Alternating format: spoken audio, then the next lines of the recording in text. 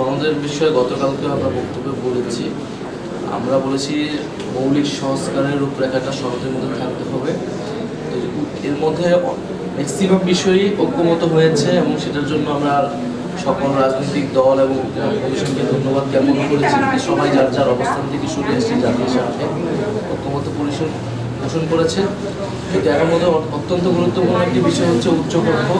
প্রথম থেকে আলোচনা ছিল, বিএনপি সহ বিভিন্ন দলের প্রস্তাবনাতেও ছিল, কিন্তু আমরা বলেছিলাম যে উচ্চকক্ষটা ভোটের অনুপাতে হতে হবে, পিআর অনুসারে হতে হবে, এটা আসনের অনুসারে হওয়া যাবে না।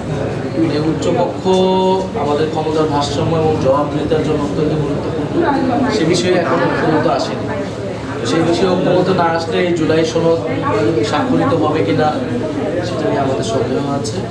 আমাদের জায়গা থেকে আমরা বলেছি যে এই বিষয়ে ঐক্যমত আসার পরে আমরা জুলাই সনদের বিষয়টা বিবেচনা করবো। তবে আমরা চাই যে 5ই আগস্টের মধ্যেই জুলাই সনদটা তৈরি হয়ে যায় এবং সর্বদলীয় ঐক্যমতের মাধ্যমে এটা ঘোষিত হবে। দ্বিতীয়ত নেত্রকোনায় যেটা বলেছেন, সেখানে প্রতিবাদ জানানোর যে কারো অধিকার রয়েছে, আবার আমাদেরও অধিকার রয়েছে যে কোনো বিষয়ে, যে কারো বিষয়ে। তো আমরা সেই জায়গায় আমাদের দলের একজন নেতা তার মন্তব্যটা ব্যক্ত করেছেন, তাদের যদি সে বিষয়ে বক্তব্য থেকে প্রতিবাদ তাদেরটা ব্যক্ত করবেন, সেটাতে আমরা সমস্যা নেই। আর কি বিষয় ছিল না,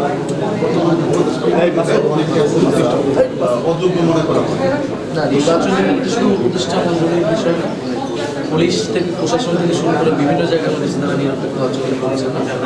নির্বাচন কমিশনের বিষয়টা আমরা বারবারই মানে জুলাই সনদ হয়ে যাওয়ার পরে তখন তো নির্বাচনী সম্পর্ক শুরু হবে এবং নির্বাচনের আগে অবশ্যই নির্বাচনের যে লেভেল সেটা নিশ্চয়ই শুরু হবে, তার মাধ্যমে নির্বাচনের দিকে